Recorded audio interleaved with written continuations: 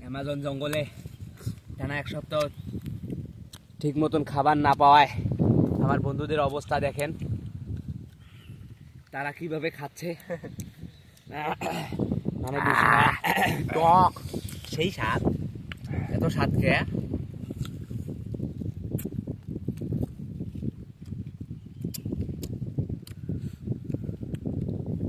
মাংখান ছাড়াও তো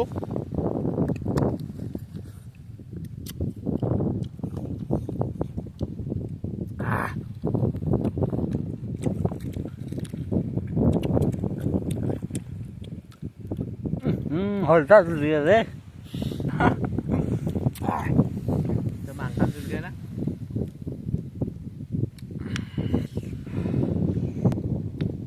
লবণ উড়ি গেল। ধর ধর ধর কই যায় লবণ উড়ি ধর ইমাম মাম মাম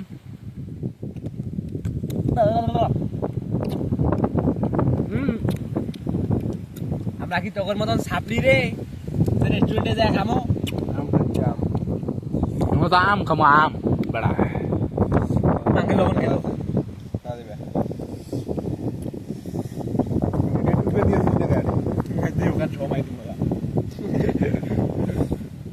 মাংকে জড়িও সুন্দর আসছে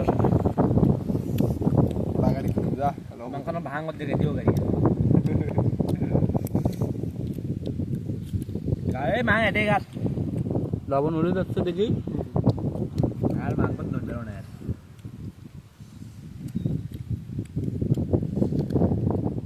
যে যাই বলুক যোগের সোজাসুজি দেখিয়ে সাপের সুদান খেয়া আমটা খাওয়ার মজাই আলাদা। আর অবস্থা হয়ে গেছে যদিও বাসা থেকে বাইর হওয়ার সময় আমি আমার ড্রপ শোল্ডারের গেঞ্জিটা নিয়েছি, যেটা আমার ভিতরে আরো 30 জন ঢুকতে পারবে, তাতে নো প্রবলেম কোনো।